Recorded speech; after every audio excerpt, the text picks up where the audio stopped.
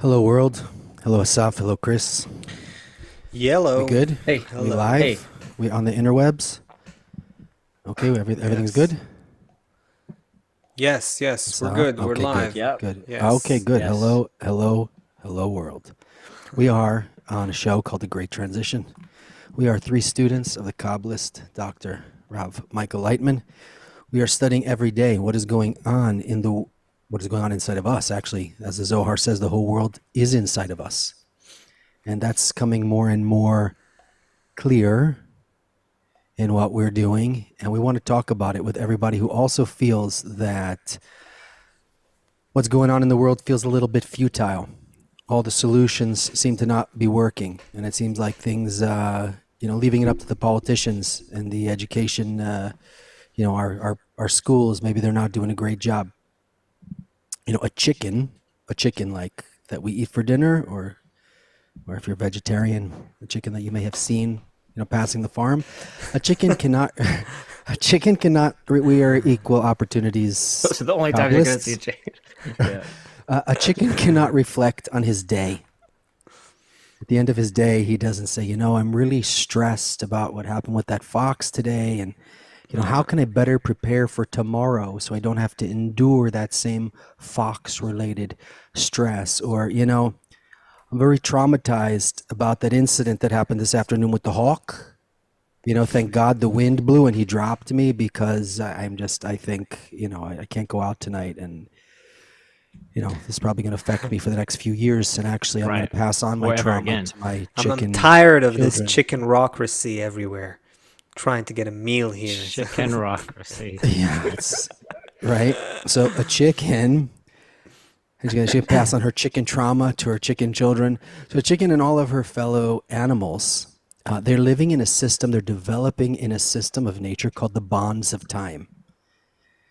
The chains of time, they do develop very slowly over long periods of time. Every dog you see today, the big fluffy ones and the little yappy ones, they all came from foxes or from wolves, right? So things can change. It takes a long time. It's called the bonds of time through slow cause and effect process. Just like planets evolve, things evolve through something called the bonds of time. Animals don't have a mind, such a mind like we have, that can act like a mirror. I think it's the Freedom article, or maybe you guys know better. Balaslam talks about this mirror in our mind acts like a mirror that I can reflect back. Chicken doesn't have this. I can reflect back on what happened today, and I can change myself so that tomorrow can be better. And also, most people, even people who wear, clothes and pay rent or a mortgage or something like that, and you seem like normal people, they don't use this inner mirror that nature gave us. And because of either a lack of natural education or because of luck or I don't know what, they, just like animals, are changing very slowly or barely at all during their whole life. We are a very special group of great apes. Not all great apes are as special as us, but nature has handed us the ability to be free from the boundaries of time, to use this mirror, so to speak, this mind, to reflect on what has happened, and to get out of the bonds, the normal bonds of cause and effect. And if you guys will indulge me, I know I'm kind of stretching out this intro a little bit, but I wanted to show you an example of this in life. I'm going to share my screen. Unless you guys want to jump in with something, I wanted to show you something. Share it. Okay, so check this out. This is something called Plan A simulation. It was prepared We for an don't see exhibit at, anything. Are we I know, I'm going to supposed show it to you in a Ah, second. okay. It was prepared for an exhibition at Princeton's Bernstein Gallery a couple years ago. It was later made public as a YouTube video in 2019. Its aim was to highlight the potentially catastrophic consequence of a nuclear war between Russia and NATO. So we already know that that missiles have been flying over nuclear power plants. Mm-hmm.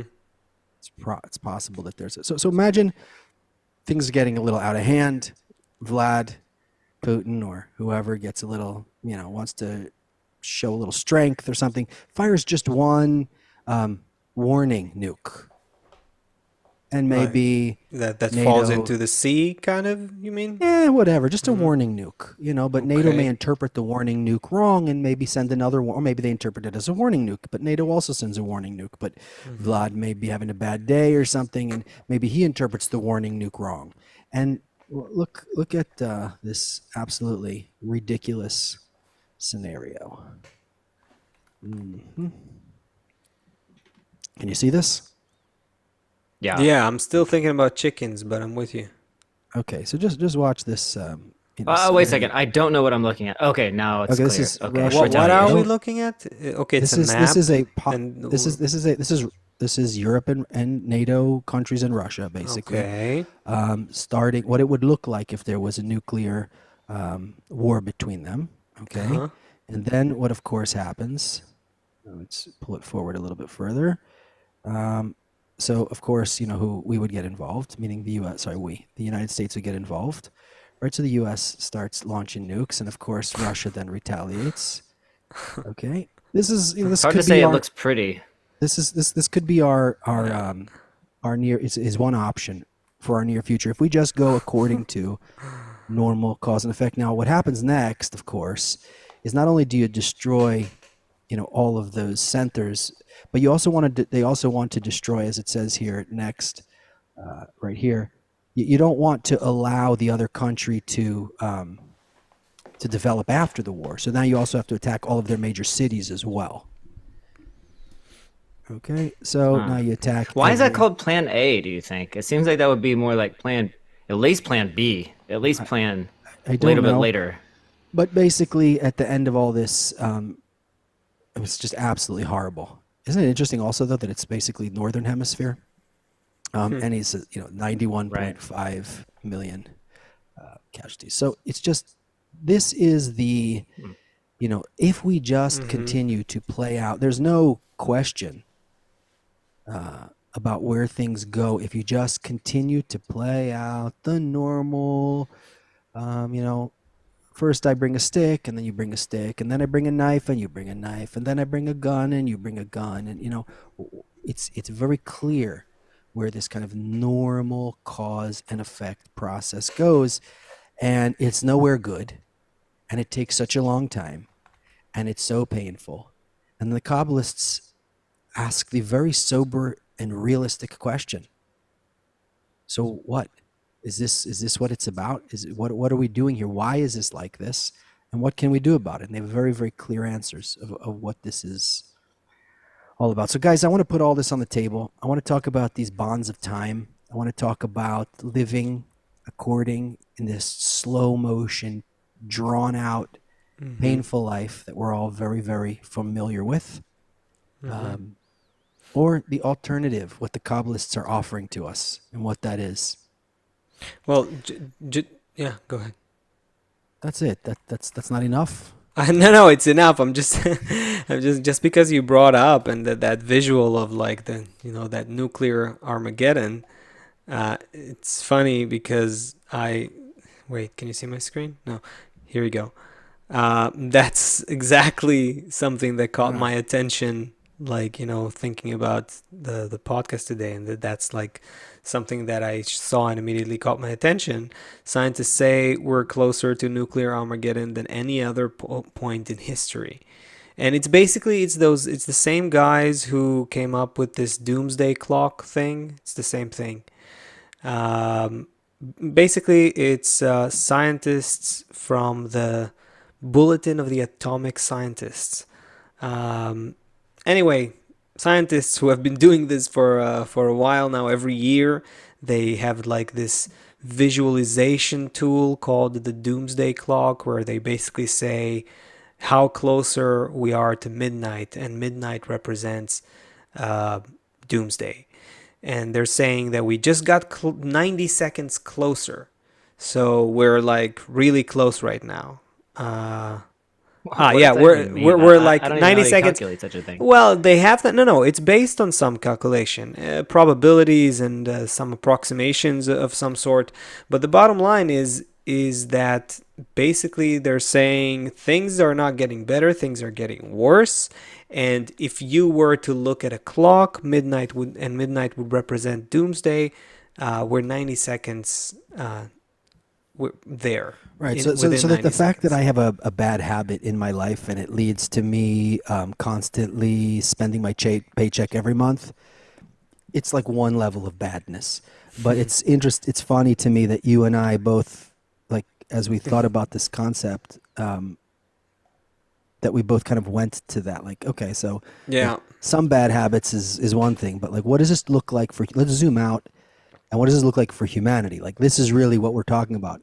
If humanity as a species doesn't change, this is what nature has in store for us. I wonder if we could discuss this in a way that is, although all that we're gonna say is based on the wisdom of Kabbalah, but I wonder if we can talk about it in a way that's very, very down to earth.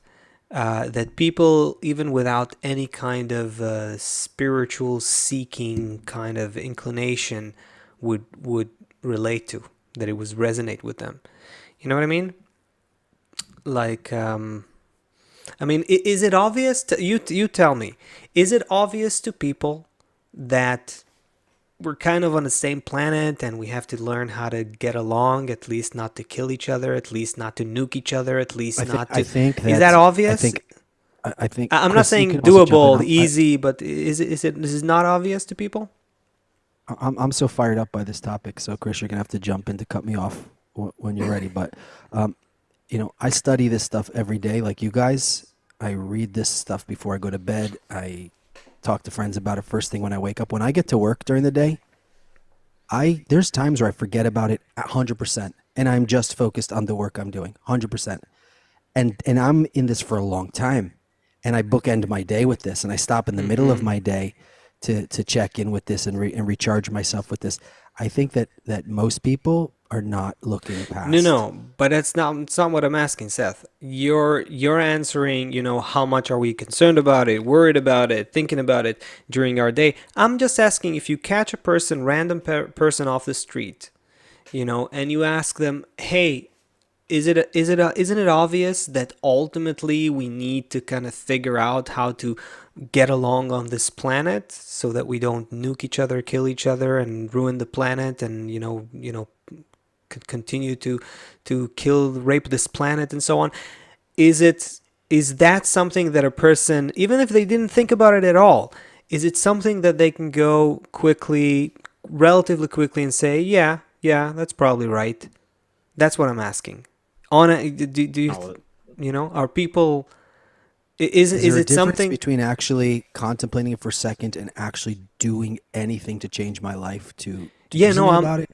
I'm just asking just the about kind of thought, I think probably most people maybe have a thought like that sometime. If it actually leads to doing something about it, I think it's very, very small. No, I'm not talking about... The problem is so big. I'm not talking about doing something about it. I'm wondering if it's not obvious to people that, of course it sounds so far-fetched to actually do it. Sounds utopian, childish, unrealistic, all of that, of course. But if you just ask a sensible person, is it not obvious that we need to figure out how to get along on this planet? Because, is that something that would not make sense to people?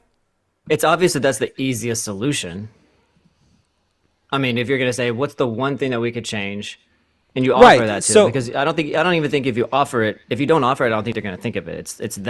It's almost like that obvious that it doesn't work, that it's not realistic, but it's the most simple. Right. So okay. So let me say it like this. So it does make sense. It makes absolute sense. It just sounds, it is so unrealistic and not in our ordinary or day-to-day thinking that we don't even think about it as a solution. Right? Even more. If you're obese, for example, you have to maintain your obesity. Like if you don't eat, you can't stay obese. I'm talking generally, of course. I You have to following me? maintain my obesity? How? I'm not If sure.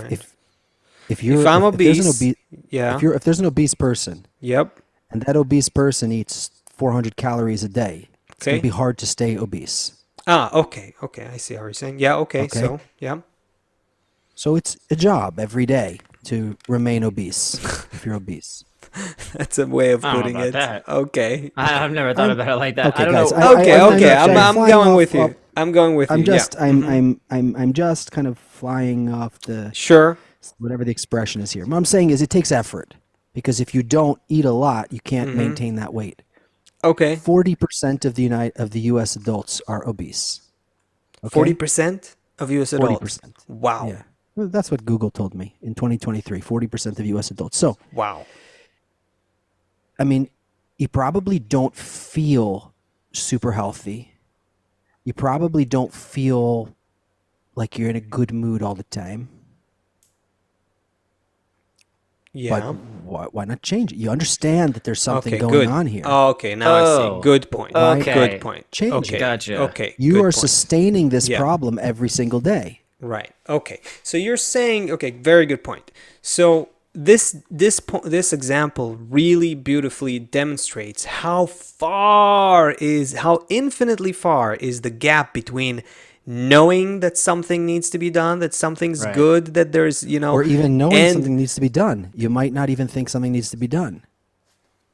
right, that's another. But let's give people the credit of, agreeing with us when we say, guys, we need to figure out how to stop nuking each other, how to stop, being in a terrible arms race, killing the planet, and because we're gonna kill each other. Let's just stop that. Can we just not? Okay.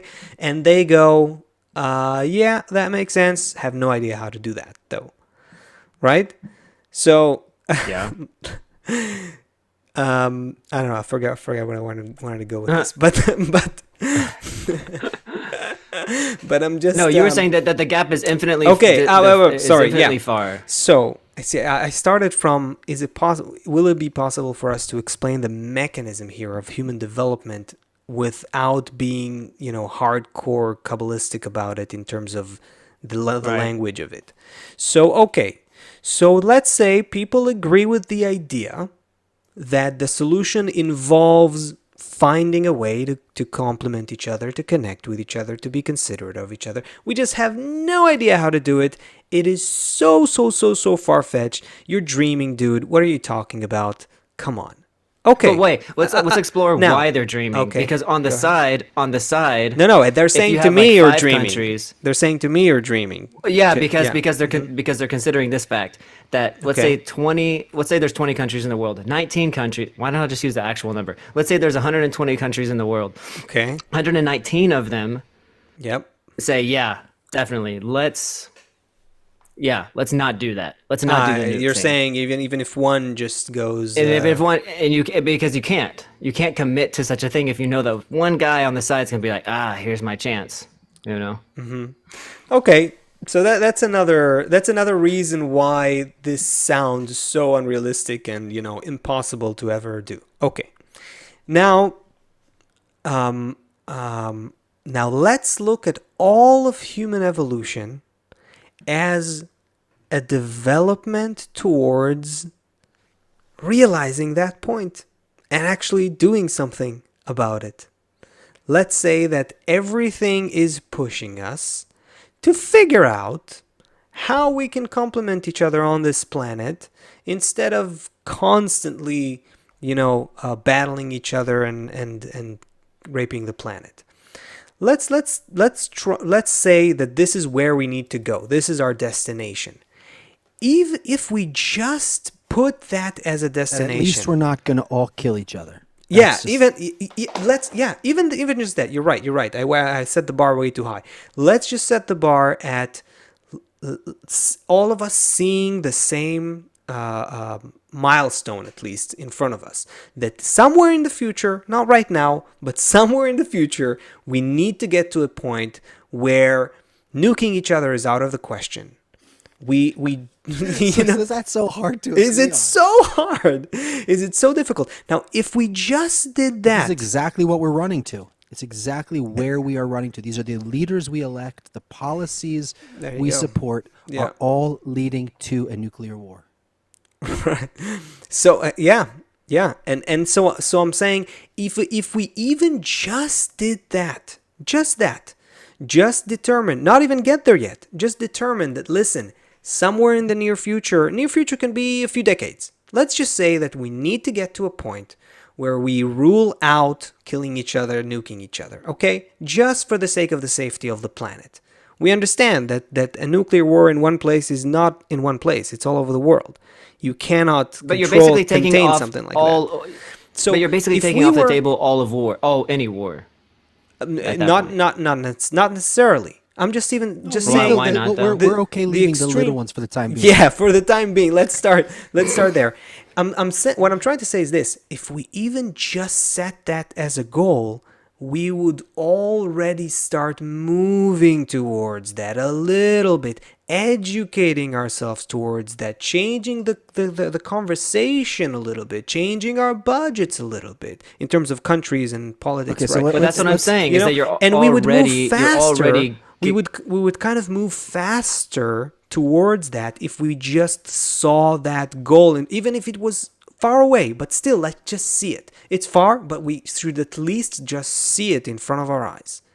And if you don't have that, you're moving nowhere. You're moving just by getting, oh, let's do a doomsday clock. We're getting closer. It's looking bad. We're going to kill each other soon. That's what these scientists are doing, basically. They're spending all of their... They're sitting in you know, traffic all day in order to get to work, in order to make the doomsday clock, in order to publish it on the news, in order Exactly. to get clicks. The news can get more views, and then And instead of that, if you would just put if the goal would just be, within a few decades, we need to get to the point where we rule out nuking each other and killing this planet. But you see what I'm saying? Okay, if they would work on that, we could move a lot faster. So yeah, what were you saying, Chris? You see what I'm saying, though? If you already say that you're going to rule out nukes, it's already a little bit of change in your attitude towards everybody else on the planet. Oh, okay. Let's Yeah. decide that we really Yeah. actually don't want to destroy things. And then when you take a little step in that, and then you're kind of already saying, okay, well, if I don't want to destroy 100 million people, like why would I stop myself? Why am I even going towards destroying, a city, 100,000 people? It kind of changes your mindset a little bit and your attitude towards the I think idea of you're some kind right. of destruction. I think you're right, but the thing about the nukes and I think is that the intellect can help us here without even a change of heart, without a change of attitude. You can just intellectually understand that if this is continuing, there's a good chance we're gonna kill this planet and kill each other completely. You guys, hold on. Yeah, let's go ahead. Let's just Take for the it, sake take of our it. conversation. Gear shift. Yes, let's- go ahead. Let's make a hard stop. Do it. On that, and let's jump to the other side of the wall and talk about what it means to get out to be outside of the bonds of time. Just speed up time. Let's go there, and then let's come back to where we are now. Why are we speeding up time? What Well, remind us what this direction? Okay, so a chicken is stuck living his chicken life. Every animal is developing. We will all eventually get to the point after World War III or after World War IV, as Bala Islam tells us, that we'll all realize, there'll be 10,000 people left on Earth, and they'll be like, you know what, guys? I think we should get along. I think we should consider it seriously Right. and Then start it would be an actually unanimous working decision. toward. But we also have to understand, what is spirituality. It's not just that, okay, you're going to have a farm and I'm going to have a farm. You're going to have some cows. I'm going to have some cows. Spirituality means a whole other world opens to us. Something else happens when we develop. So what the Kabbalists are saying is we are now at the end of our material development. We reached the peak of material development, and now there's another jump that's in front of us. In order to make this jump, we have to go faster than the speed of sound. We have to go outside of our protein bodies. We Right. have to move, because the bodies themselves, it take a long time to change. Whether something's gonna happen, you're gonna get an extra tooth. I don't know what's gonna happen. It could take another 10,000 years. But with our hearts and our minds, we can look, as Bala Sulam says, in that mirror and look back at what happened yesterday, or 5 minutes ago and change the future, change how we face the future. And we can pass what would take a chicken passing his trauma onto his baby chickens, could take them 150 generations to make a little change. We can do it in an afternoon. We can already do it in an afternoon. And now what happens is we open up a whole new reality to us. We're not even discussing what is this. We always kind of stay away from that pretty much. Like, what would it be like? Because what are we going to say? It's going to be like Woodstock. Everyone's going to have, free food. No, we're not even talking about something material, which makes it hard to talk about. But let's just leave the whole material thing. Jump over to the other side of the wall. And what is it? Let's just talk spiritual for a minute to orient ourselves. Okay. What is? Let's workshop this. Let's workshop this. I'll kickstart us, but then you guys complete me. So from a deeper Kabbalistic perspective, so far we were talking very kind of, trying to stay on the grounds, right? But if we're talking about the big picture, what is this whole human evolution about? It's about us, pieces of humanity, recognizing that we are, in fact, a single network, and we are connected to each other and to all of reality above time and space. And this reality that we have right now, where we fight with each other and we have conflicts and we exist in a material world where we are in a body separated from the other bodies, and everything is just things isolated from other things, and we can't see that it's all one, and we are separated by space, and in time we are also separated from the beginning of humanity and the end of humanity. We're just in a fragment of this entire holistic whole, one unique and unified picture, as Kabbalists call it. This dream that we have here, this fragmented, shattered reality that we perceive here in this material world, is only there for us to wake up from it. Because if we didn't exist here to start with, we couldn't consciously reveal the one unique and unified state of the whole of reality. We are already in it, but we're in it like an embryo in a womb. We don't even exist consciously. We don't feel where we are. So we have to be consciously removed from it, feeling like we're in this world, and then we can rise from it. So how do we do that? How do we explain that? How do we get people closer to being able to even conceive of that? Is that where we're trying to go? Is that how to recognize that the world that we see and feel with our own senses, how to recognize that it's wrong or incorrect or not accurate? You're saying that we're embryo and we're not even conscious. Maybe. But I feel conscious. So then where's the right? As far as an animal goes, it's totally accurate. What do you mean? Well, if we're living as an animal, then what we perceive is 100% accurate. This is the animal perception of reality. Right. But if we could see that our whole development in this world, it has a higher purpose. So let's talk about the difference, for example, between Darwin's theory of evolution and the Reshimo. What's the difference between how Kabbalah talks about quote unquote evolution versus what natural science sees as evolution? Right. Put that on the table. Well, they're talking about the development of this something in this world. What you see that animal body, what qualities, appendages, right? That you'll eventually grow. Why one animal is removed from the entire spectrum, and why one appears. Why that's because you're using what you have, fact-based analysis. This is what happens. This is cause and consequence, and I'm seeing trends, right? And then you document the trends and you project them into the future, what you would expect to see. But the problem here is that when you're in this unconscious state, you can't be expected to all of a sudden have some epiphany about what the next conscious state is. There's no before and after. There's this really hard line in the ground that says that you can't. First of all, you can't even feel that there's a line there. You think that this is the whole world. It's like the Kabbalists give the example of the worm inside the radish. I'm in this radish. That's where I live.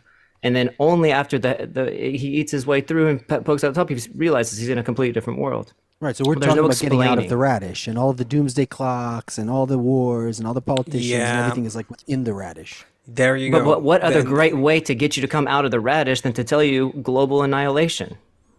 So the global annihilation and the threat of nuclear war is what is pushing us to realize that we got to get out of the radish. I would say if you want to speed up time, somehow we imagine to ourselves what that new world possibly would be. Instead of having to have that thought, think about what the new world could possibly be. Like Wasaf said, 10,000 people, or you said 10,000 people left on the planet. You're going to have that same conversation either after World War IV or before World War III, right now in the time. You're going to have the same conversation. Where do we go from here? So what's the difference? Well, you either suffer That's the question. Tremendous atrocity, or you so think of somehow speed up time. Either we go through it, through cause and effect, which takes World War III and then World War IV, and then we have the conversation, or we have the conversation now.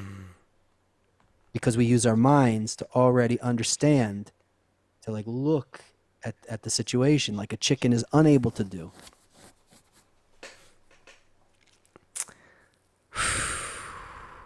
Who's listening? Who even wants to have this conversation, you know? Oh, man. Oh, rough times. Patricia says in the chat, are we all inside the same radish? It's a good question, I think. Hey, Patricia. It's a good question because we don't feel like it. We don't even feel like we're inside the same radish. People don't feel like they're in the, what we call radish. It just means that, for those who are not familiar with the Kabbalistic reference, it just means that the entire material reality from a Kabbalistic point of view is considered very narrow, very limited, just like a worm that exists inside a radish and needs to, if it emerges, it suddenly discovers that it's in a wide and huge other world that it actually existed in to begin with. That's our reality in this world. And we don't even feel like everyone is, just locked inside their own bubble. We don't even feel like we're all in a dream world together. So it's complicated. It's complicated. Can I be a little? You can be. Here's something that we didn't plan to talk about. I think I didn't plan to bring it up, but I kind of feel like it's kind of where my thought is going right now. Everyone is familiar with the golden rule, love thy neighbor as thyself, right? Sure. It's interesting that we think about. Everyone heard it. The world is familiar with that idea as an idea, and we typically interpret it as an ethical thing. It's like it's about morals, it's about ethics. Yeah, try to love other people, try to be nice to other people, be kind. Yeah, I try to live my life like that. Yeah, of course I try, in between what I do here and there, and my personal goals. When I can, if I see a person on the street and needs help, I'll help them. We interpret it like that. And Kabbalah, which is really, came like at least 2,000 years before all the major religions embraced that tenet and turned it into something of their own, interpreted it in this more like ethical perspective. For Kabbalists, this meant a formula for how to rise above time and rise above space and bring all of reality to a state that they call one unique and unified. That's what it really meant. it meant they were able to encode this entire transformation of human consciousness into those few words: love thy friend as thyself, meaning use this inherent instinctive compass that you have of loving yourself as a guide that will teach you what you need to flip in each and every moment in order to rise above this world, this shattered perception of separation. Hold on, how does that help me rise above this world? Because every time we start talking about love your friend as yourself, all of a sudden, like, it gets mushy, and I don't exactly understand. So I want to know, we're talking about the speed of light here. We're talking about nuclear wars. Yeah. And you sound like, a 1960s washed up hippie. So I want to understand, because when you time. say love. Okay. Let me try. Let me try and tackle me. I'll challenge accepted. Okay. Time is an emotional dimension. Okay, time explain. is an emotional experience that we have. We don't even know. To this day, the most brilliant physicists, none of them can explain with confidence what is time.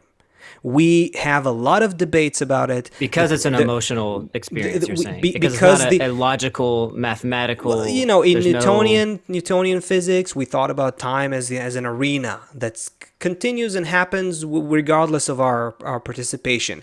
Einstein came along, and then all of a sudden, time depends on speed. A photon has no time because it's at the speed of light. I don't want to go deep into physics now, right? But now with quantum mechanics, it gets even more weird. Particles can be entangled across space and across time. Time, what is time? What is this bonds of time that Seth started with? Think about how subjective it is. This is why I'm saying it's an emotional experience, right? When we feel pleasure, time flies. When we suffer, time stretches. I don't know if this right? is actually Einstein. He said, but it's attributed to: put your hand on a hot stove for a minute, and it seems like an hour. Sit with a pretty girl for an hour, and it seems like a minute. I don't know if that's actually Einstein. Yeah, we all have those kinds of experience. We can understand. Yeah. I'll tell you what Einstein did say. That part is emotional. Einstein did say, famously said, and all the physicists will verify that, he did say that time is a stubbornly persistent illusion. So we... And by the way, today also, again, with quantum mechanics and so forth, they see that when you take time out of their equations, the math becomes absolutely simpler in terms of explaining how certain models work. Anyway, let's not go into that deeply physics place. The point is, we don't know what time is. And from a Kabbalistic perspective, it's very clear why. Because time is an emotional dimension. It's an emotional experience. Now, why is it? Wait. Yeah. Our lives feel very concrete. Yeah. I'm watching the watch, and it's second. So I want everyone who's here with us to not just have words pass by their ear. I just want to drive this point home. Can you help us a little more, guys? When we say that time is an emotional experience, let's try and that everyone can feel what we're saying, so that as we build this together here, right, we can get to how we can live at the speed of light, how we can get out of the bonds of time. That's our goal. Right. So let's be clear and not just say the words, because it's not clear to everyone yet. Well, first of all, before you keep going, Asaf, you have physicists who say time it's not a real concept. It's just something that we experience, that humans experience. Meaning we don't know, to this day, we don't know from a scientific perspective. We cannot say that time definitely exists outside of us. We don't know that it's not just a construct of our perception. And maybe outside seemingly, outside of our perception, time doesn't exist. Think about a fly, even just, a fly, a house fly. How long does a house fly lives? I don't know, something very short. I think it's a couple weeks at most, 3 weeks, something like that. It depends on the kind of fly. And the kind of fly, but let's say a house fly, I think it's about a month, maybe the whole life cycle, including when it starts from an egg, that becomes a maggot, and then it flies, and then it annoys you. 2 weeks, 2 to 3 weeks. Okay, so let's say 3 weeks. Does the fly feel like its life is going by really fast? It's like, oh no, I only got 2 more weeks to live. If I told you now you have 3 weeks, that's what you got. That would sound very like that's so fast. That's how it was. Like 16, 1400s, 1500s. People were living till they're like 20, 30 years old. It's still different from 3 weeks. But still a little bit. But I'm so like a third of your life. But still, did those people feel like like life is going too fast? Time went much slower for them. People who only lived 20 years and they worked hard labor every day, and they were bored. There was boredom in there, or free time. It gets dark at night. There's nothing to do. Time is slow for us. Even though we're living longer, time is much faster because every second.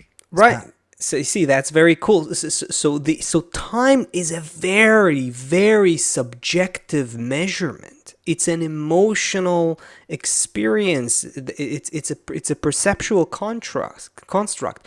Why do we have, and look how interesting it is. It is divided to past, present, and future in our perception.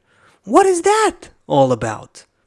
Right? When do you feel the past? When do you ever feel the past or the future? Now. There's we never, none of us, no human ever felt the past or the future.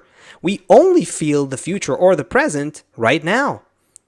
So our sense of time is something we imagine ourselves as moving forward, right? We have this kind of, in physics they call it the arrow of time. But really, both past and present and future are always felt in the present. And so we don't really have any more than the present. Now, love thy neighbor as yourself, right? That's where we started. So we went to the... Okay, so... Let's circle back around. Okay. No, I'll try and just... just end with chickens and nukes if you can. So what is love thy friend as thyself? Love thy friend as thyself is also connecting past, present, and future.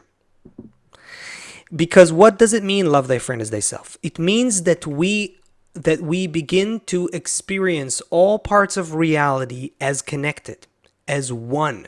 There is a single unity between everything that exists whenever it exists, meaning that everything that seemingly happened, everything that will happen, all of it is one unique and unified. It expresses a perfection that is beyond our fragmented perception. Love thy neighbor as yourself is a perception that is above the perception that we have within time and space. So when we begin to relate everything in life... Hold on. Yeah, okay. If I love another person, I'm outside of time. That's what you just said. Yes. Wait a second, because I whenever he said that, I also thought of it. So go ahead. It's love your neighbor as yourself, right? So as yourself, I guess they could have just left that part off of the whole saying. Love your neighbor. It could have just been love your neighbor, period. But why do they add as yourself? It adds an extra parameter, something else that for you to add into the equation where you start coming outside of yourself. So as yourself is, I'm living inside myself. This is my perception. This is how I perceive everything that's happening. As yourself already means that you've somehow taken whatever it is that you feel as my I, right? I'm taking that and I'm putting it somewhere else outside of me. And then I'm saying that's as myself. So all of a sudden then you're expanding your I as if, right? I'm expanding my I out into this network, like you said before, which is all one. So you could really say that when I was me and myself and I and whatever I felt as me, that must be the illusion. That I feel that I'm me, that I exist, that I have this and I have this. But when I get out of it, that I can love another as myself, already that's something that a chicken can't do. So we're on the right track. But to get out of the bonds of time, I still feel like we have a lot more to cover, and the clock is ticking. The non-existent clock is nevertheless ticking. So We don't have to provide any answers here on this show. We can just talk about all the questions and then come back next week. Well, the issue is that we can talk about it intellectually, but it's really not an intellectual thing that we're talking about. This is an emotional calibration. The to do that means to feel actually connected to all of reality, to everything. Listen, what does it mean to be connected to all of reality? It's also to everything that happened and to everything that will happen. I am connected to it. Reality is this one program that we seem to experience it moment by moment, but from a deeper point of view, if we would see the code, we would see everything is there from beginning to end. That's the Kabbalistic perspective, right?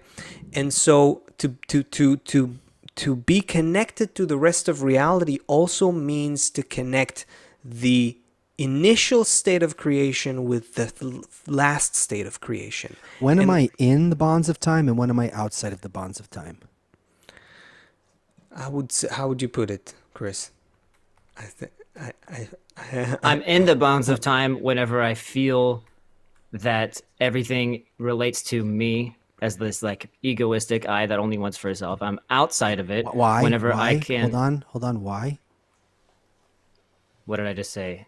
I feel the bounce of time when I'm egoistic. Why? Because I feel like the world is applying to me, to I. That arrow of time that applies to me. But why does that keep me inside the bonds of time? Maybe think about it like this: time exists as long as I have a lack that needs to be filled. Okay, so now you're getting back to why time is emotional. So what does that mean? Because time, where does time come from? Time and space, where do they come from? From a Kabbalistic perspective, they come from what is called the shattering of our perception, meaning the fact that we exist in a shattered perception where everything is separated, where all of reality is not one, unique and unified. I feel like I'm missing a lot of things. I need a lot.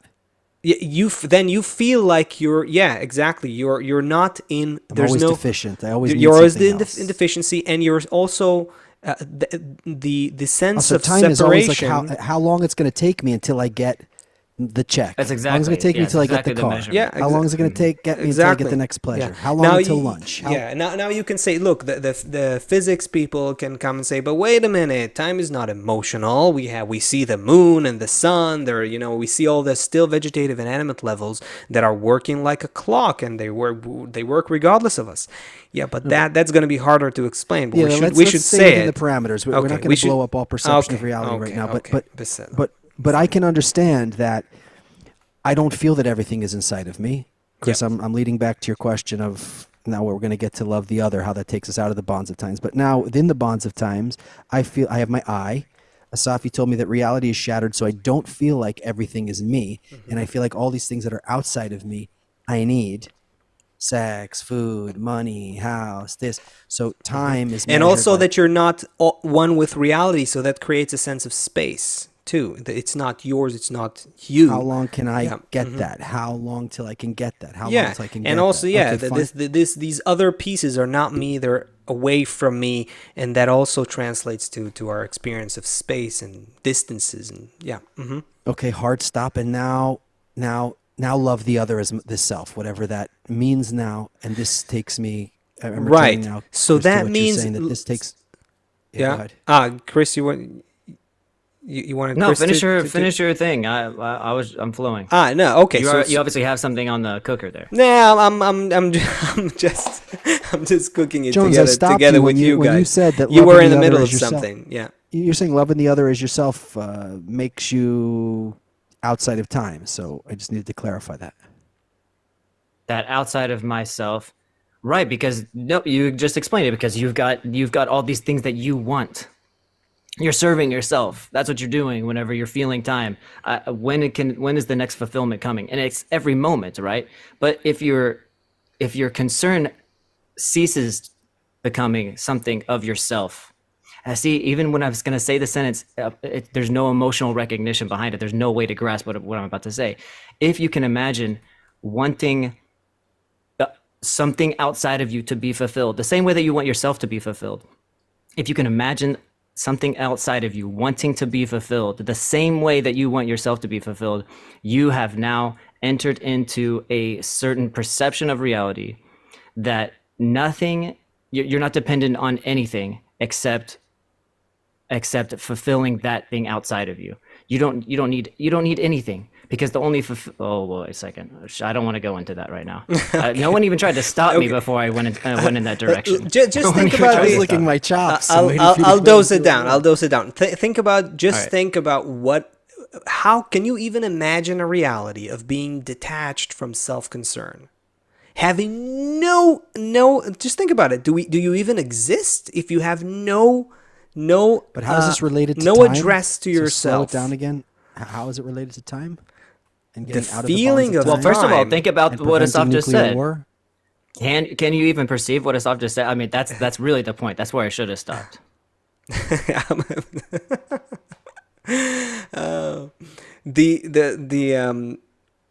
I think we should try to connect we don't have a lot of time left for the show. The practical thing to take from all of this is that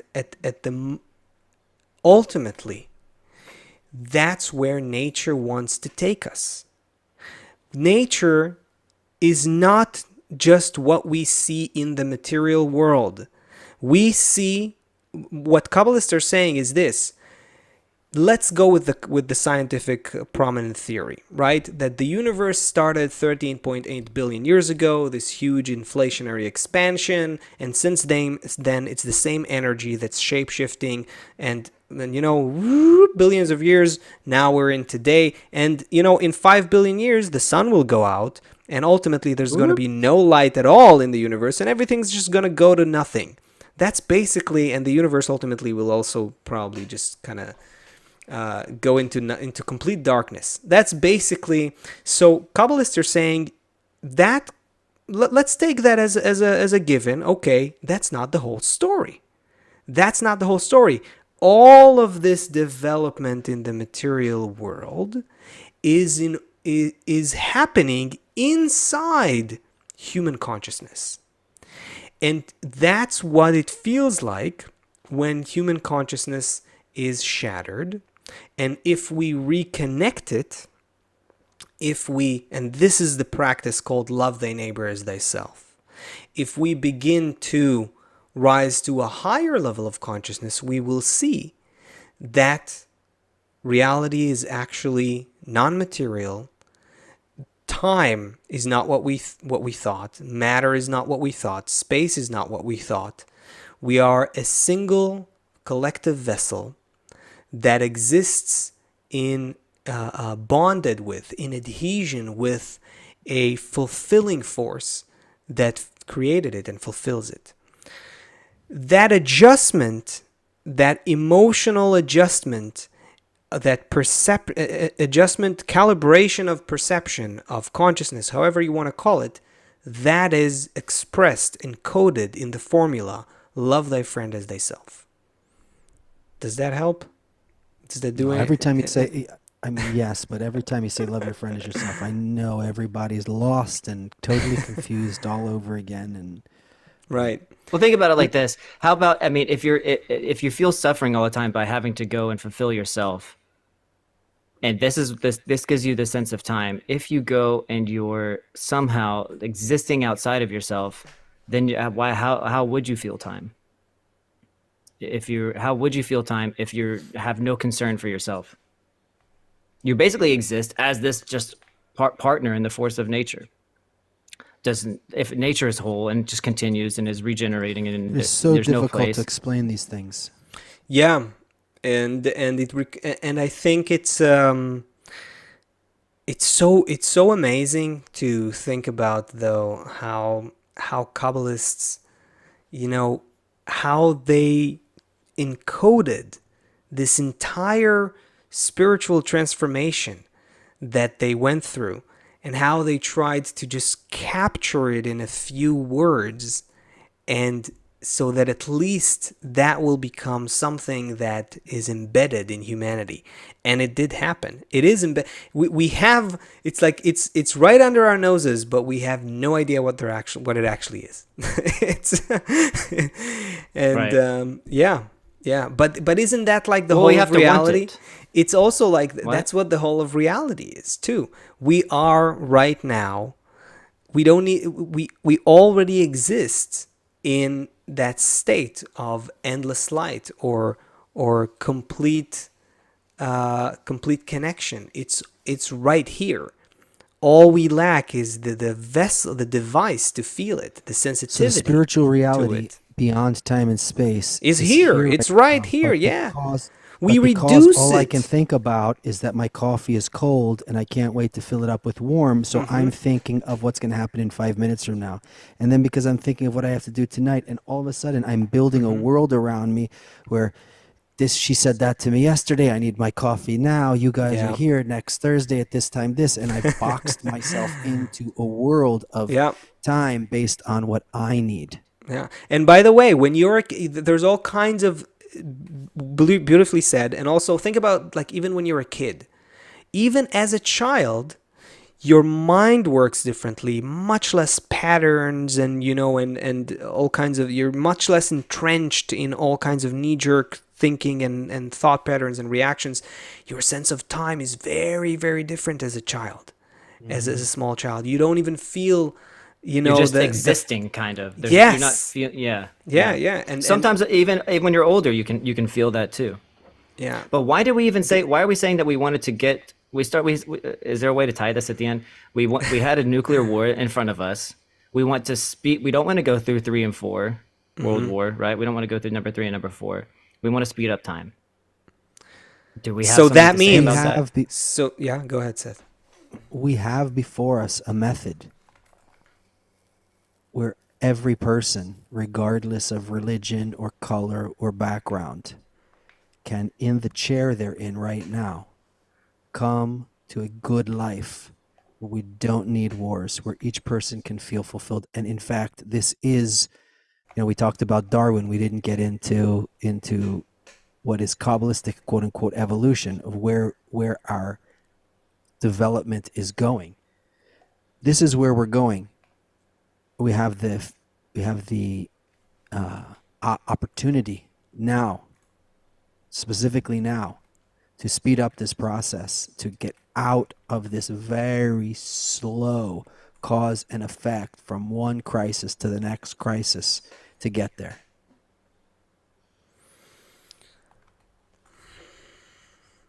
Don't know if Yep. any other word will subtract from other than next Thursday, 2 p.m. Right.